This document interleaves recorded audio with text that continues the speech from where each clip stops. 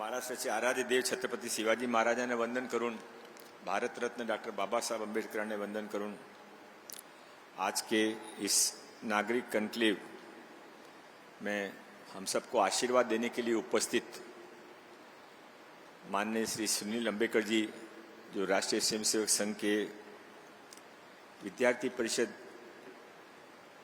एक ऐसी उसकी ब्रांच है जिसने विद्यार्थियों के अंदर सबसे बड़ी ऑर्गेनाइजेशन है।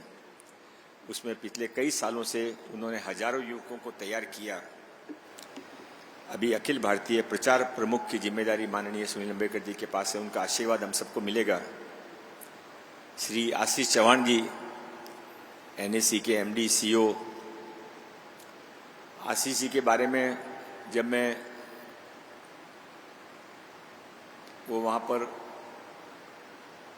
पहले हॉर्निमन सर्कल के पास में जो स्टॉक एक्सचेंज की बिल्डिंग है, मुंबई स्टॉक एक्सचेंज, वहाँ बैठते थे, तब भी मैं उनकी कई बातों को बहुत आश्चर्य से नोट करता था। और अभी भी मुझे उनकी स्किलिंग, अप स्किलिंग, इंटेलिजेंस, इसके बारे में कभी कभी रस होता है कि ये ख्याल हमको क्यों नहीं आता।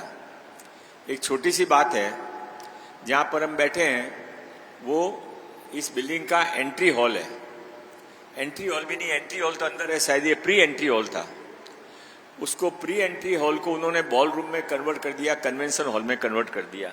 और इतने अच्छे अच्छे प्रोग्राम यहाँ पर होते हैं कि मैं जब आया तो मैंने उनको कहा कि आपको इसके बारे में एक अलग से बुक निकालनी पड़ेगी।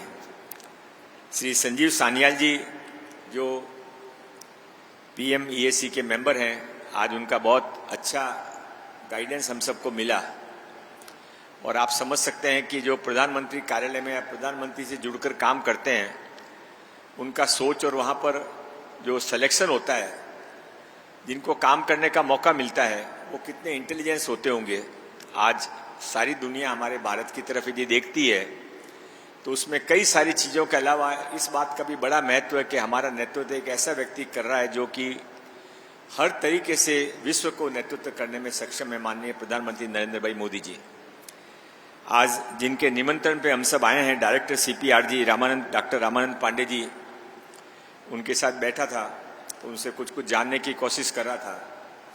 तब मुझे पुरानी बात एक समझ में आ गई कि जो इतिहास बनाया करते हैं वो दीवाने ही बना सकते हैं। एक ऐसा बच्चा, ऐसा लड़का जिसने PhD की हो, जिसके सामने सारी दुनिया खुली पड़ी हो और सारी दुनिया को छोड़ के समाज सेवा के लिए अपने जीवन के गोल्डन ईयर्स दे दे, वो रामानंद पांडे जी केवल आप ही कर सकते हैं। Hats off to you, we all are with you. विषय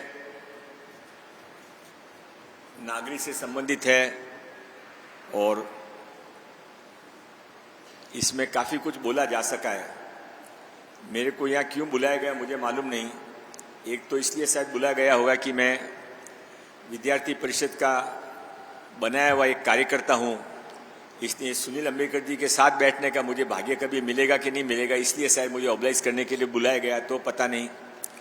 या मेरे पास में देवेंद्र जी ने स्किल डिपार्टमेंट दे रखा है और जो आर्टिफिशियल इंटेलिजेंस की मारामारी चल रही है, तो आर्टिफिशियल इंटेलिजेंस को देवेंद्र जी कहा करते हैं कि ये शेर की सवारी शेर है, या तो इसके ऊपर आप बैठ के इसको कंट्रोल में कर लो या आपको ये कंट्रोल में करेगा।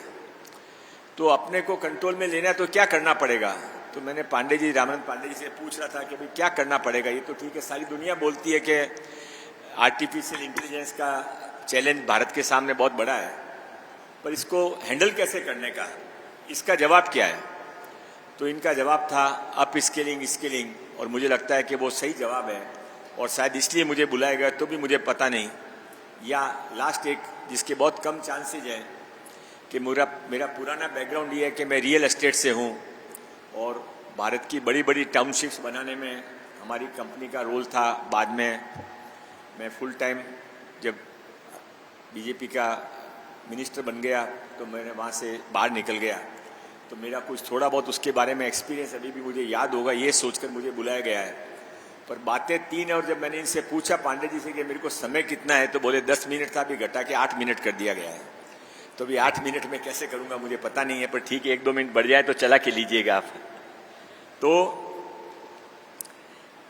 स्किलिंग अप स्किलिंग तो होनी है, जरूरी है, ये इसके अलावा कोई चारा ही नहीं है। दुनिया का सबसे बड़ा युवा देश और ऐसा देश जिसमें ये कहा जाता है कि जब दुनिया के अंदर भारत को विश्व गुरु कहा जाता था, तो अभी बीच में हमने पंडित दीनदयाल उपाध्याय जी के जब एकात्म मानववाद को उन्होंने जब पहली बार पब्लिक के सामने रखा था, उसके 60 साल पूरे हुए थे, एक कार्यक्रम किया। वो उसमें माननीय सुरेश जी सोनी आए थे, तो उन्होंने एक अच्छा सेंटेंस कहा था। मैं उस सेंटेंस को कोट करने की स्किलिंग क्या बात करती है कोशिश करता हूं। उन्होंने कहा था कि भारत को विश्व गुरु कहा जाता था और भारत को कृषि प्रधान देश भी कहा जाता था। तो कृषि प्रधान देश कहा जाता था इसलिए क्या भारत कृषि का बहुत एक्सपोर्ट करता था या खेती बहुत बेचता था, इसके कारण भारत की इकोनॉमी बहुत बड़ी थी और इसलिए भारत विश्व गुरु बन गया, ये सच नहीं है। उस समय तो भारत के अंदर खेती को बेचना गुनाह समझा जाता था, गलत समझा जाता था। खेती को उगाने के बाद में उसको ये गांव के मंदिर की खेती, ये गौशाला की खेती, ये समाज की खेती, ये मेरे रिलेटिव्स की खेती, ये गरीबों के लिए जो उसकी खेती, उसके बाद कुछ बचता तो उसको घर के अंदर घर के उपयोग के लिए रखा जाता था, खेती को बेचा नहीं जाता था। कृषि प्रधान देश जरूर था। तो उसके भारत में भी भारत विश्व गुरु कैसे बना? तो उस समय भारत जो विश्व गुरु गिना जाता है उसका कारण ये था कि भारत में सुरेश जी के सोनी के शब्दों में, एग्जैक्ट शब्द नहीं दोहरा पा रहा हूं, पर उनका भाव ये था कि भारत में हर घर में स्टार्टअप चलता था, हर घर में फैक्ट्री चलती थी। कोई महिला ऐसी नहीं है कि जो काम नहीं करता था, कोई व्यक्ति ऐसा नहीं था जिसके पास कुछ हुनर नहीं होता। और इसके लिए भारत के अंदर दुनिया भर में एक्सपोर्ट होता था। टेक्सटाइल का एक्सपोर्ट समझिए, दुनिया भर की चीजें। मैं ज्यादा बोल नहीं पाऊंगा, पर विषय इतना है कि स्किलिंग के अलावा कोई चारा नहीं है, अप स्किलिंग के अलावा कोई रास्ता नहीं है। तो जो कुछ हमारे पास में युवा फोर्स अवेलेबल है उसको हम स्किलिंग और अप स्किलिंग करेंगे तो ही हम आर्टिफिशियल इंटेलिजेंस के चैलेंज को सामना कर पाएंगे। मेरा एक पॉइंट खत्म हुआ, मैं पॉइंट में बोलूंगा। 9 मिनट को मैंने 3-3 मिनट में बांट दिया है। तो मेरा दूसरा पॉइंट था कि अर्बन प्लानिंग के बारे में क्या। तो अर्बन प्लानिंग के बारे में मेरी जो समझ है, मेरी समझ ये है कि अर्बन प्लानिंग केवल भवन नहीं है, अर्बन प्लानिंग केवल रोड नहीं है, अर्बन प्लानिंग केवल मेट्रो नहीं है। अर्बन प्लानिंग जीने की एक पद्धति है। आपने बहुत सुंदर शहर बना दिया, बहुत बड़ी बड़ी रोड बना दी, बड़े बड़े हॉस्पिटल बना दिए, पर उसमें यदि मालवनी जैसे आतंकवादी और मालवनी जैसे सेंटर बना के जो लोग बैठे हैं, जो लोग भारत को तोड़ने के लिए एक बांग्लादेशी रोहिंग्या घुसपैठियों को लाकर बसाकर एक बड़ा गेटो तैयार कर रहे हैं, वैसे लोग यदि आके उस शहर में बसते हैं तो उस शहर का बनाने का क्या फायदा। तो शहर की कल्चरल आइडेंटिटी मेंटेन रहनी चाहिए, शहर का धर्म, शहर के संस्कार सूरत से मेंटेन रहना चाहिए, शहर के अंदर एजुकेशन होना चाहिए, शहर के अंदर जीवन के साधन होने चाहिए। मैं अभी माननीय अंबेडकर साहब, मैं 2 दिन पहले मालदीव गया था, बच्चे गए थे तो मैं उनके साथ मुझे जाना पड़ गया। तो वहां मुझे बहुत देखकर आश्चर्य हुआ कि मालदीव के अंदर, आप में से कई लोग मालदीव गए हुए होंगे, मैं मालदीव जाने को रिकमेंड नहीं करता हूँ, मोदी साहब नाराज हो जाएंगे, उन्होंने मना किया हुआ है कि जिसको घूमने जाना है भारत के अंदर ही जाओ, पर इसलिए मैंने पहले क्लियरिफाई कर दिया। बच्चे गए थे तो मैं उनके साथ में गया था।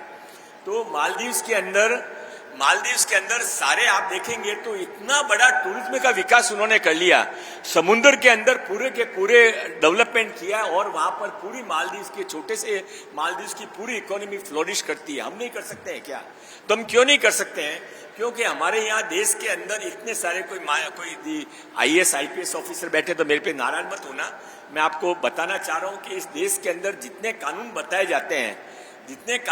जाते हैं उनके अंदर से 70% कानून का तो उद्देश्य कहा यह जाता है कि हम बिजनेस को ईज करने के लिए कानून बना रहे हैं, एजुकेशन को अच्छा करने के लिए कानून बना रहे हैं, लोगों को ज्यादा नौकरी मिले इसके लिए कानून बना रहे हैं। पर जब फाइनल साइन होकर कानून बाहर आता है तो उसका इफेक्ट ये आता है कि जो चल रहा है उसको रोकने के लिए 50% कानून बनाए जाते हैं। तो ये जो सारा कानून पुराने बनाए हुए हैं, ये सारे पुराने कानून को माननीय मोदी जी ने आधे से ज्यादा कानूनों को रिव्यू करने को लिया है। पर भारत का भला तब होगा कि जब कानून को रोका जाए और केवल लोगों के हित के कानून बनाए जाए। इसलिए तो कभी कभी कहा जाता है, ये बात भी कितनी सच है मुझे मालूम नहीं, कि for successful running of democracy little dictatorship is required. बहुत ज्यादा नहीं तो कोई हाई कोर्ट में पहुंच जाता है, कोई सुप्रीम कोर्ट में चला जाता है, कोई झंडा लेके खड़ा हो जाता है, एनवायरमेंट बचाओ, अरे भाई मेट्रो ही नहीं बनेगा, रोड ही नहीं बनेगी तो लोगों को काम कैसे मिलेगा। तो मेरा कहना है कि सिटी बनाने से पहले, अर्बनाइजेशन के पहले उसका एक पूरा सब तरीके से विकास का एक साथ में सोचा जाना चाहिए, तभी उस सिटी को बनाने से फायदा है। और उसके साथ में एक और ध्यान रखना चाहिए, ज्यादा से ज्यादा वर्क स्पेस वॉकिंग डिस्टेंस के ऊपर हो, नहीं तो जो हमारी 50% महिलाएं हैं उनको काम नहीं मिलेगा। एक दो जगह पर किसी ने एक्सपेरिमेंट किया, उनके महिलाओं के गांवों के बीच के अंदर एक छोटा सा उन्होंने वर्क प्लेस नक्की किया। जो पुरुष जो परिवार वाले महिलाओं को काम के लिए नहीं भेजते थे, उन्होंने ये समझ के कि शाम को सेफ टाइम में वापस घर में आ जाएंगी, महिलाओं को भेजना शुरू किया। एक भी महिला ने जॉब छोड़ा नहीं। हमारे यहाँ पर बार बार दूर दूर बुलाया जाता है तो महिलाओं को, कई महिलाएं काम कंटिन्यू करती हैं, पर 20% महिलाओं को जॉब छोड़ना भी पड़ता है। यदि भारत का विकास होना है, अर्बनाइजेशन सक्सेसफुल होना है, तो 50% जिनकी पॉपुलेशन है उनको जब तक जॉब सेटिस्फेक्शन, उनका आदर, उनका परिवार के अंदर उनका स्थान और उनका एक कॉन्फिडेंस कि मैं भी कुछ हूँ, ये जब तक इसका प्रोविजन नहीं किया जाएगा तो वो सिटी सक्सेस नहीं हो सकती है। और मेरा लास्ट पॉइंट था विद्यार्थी परिषद, माननीय सुनील अंबेकर जी और रमेश पांडे जी, तो इसके बारे में मैं आपको इतना जरूर बताना चाहता हूँ कि भारत का विकास करने के लिए आज इस बार राष्ट्रीय स्वयंसेवक संघ का शताब्दी वर्ष है। मैं आप सबसे विनती करना चाहूँगा कि आप इसके बारे में थोड़ा जानिए। किसी डॉक्टर हेडगेवार ने 100 साल पहले सोचा था कि भारत के अंदर आज़ादी मिल जाएगी, पर आज़ादी इस आज़ादी किस काम की कि जब लोगों के अंदर स्वयं के बारे में बोध नहीं हो, भारत की संस्कृति के बारे में गौरव नहीं हो। ऐसी कई सारी बातें थी, उसको लेके शुरू ट्रेवलिंग आज 100 साल में यहाँ पर पहुंची है। और उसके अंदर से ऐसा एक लोगों का निर्माण कार्य हुआ है जो भारत के अंदर आज विभिन्न इलाके के अंदर जहाँ सरकार अपना काम करती है, सरकार पर अच्छी तरह से काम कराने का काम ये संस्था से तैयार की हुई संस्थाएं करती है। और ये जो CPRG यहाँ पर बना हुआ है वो भी उसी का एक पार्ट है। मैं यहाँ पर आपसे रामानंद पांडे जी ये रिक्वेस्ट करना चाहता हूँ कि आप, मेरे पास में स्किल डिपार्टमेंट, इनोवेशन डिपार्टमेंट, रोजगार डिपार्टमेंट है। डिपार्टमेंट भले छोटा है पर आने वाले समय में उसका भी एक महत्व है। महाराष्ट्र सरकार के इस डिपार्टमेंट के साथ में आप हमारे साथ में एक MOU करिए।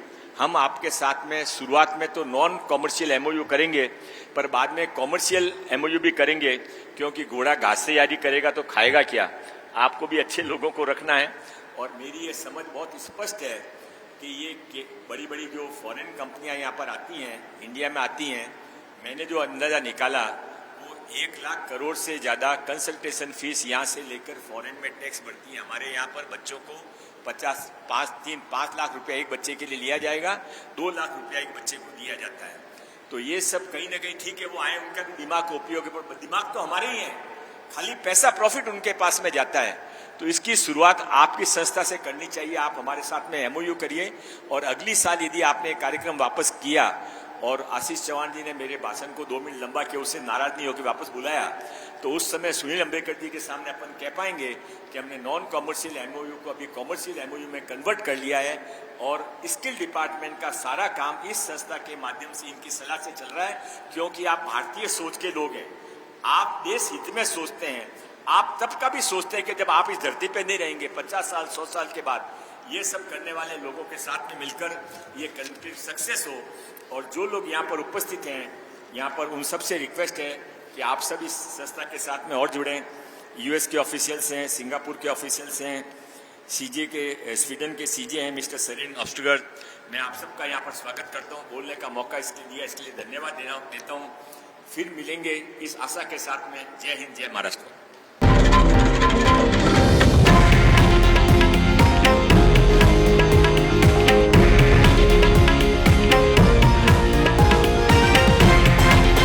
हे आहे देशातील नंबर 1 न्यूज नेटवर्क आणि आपण पाहत आहात TV9 मराठी, एकमेव।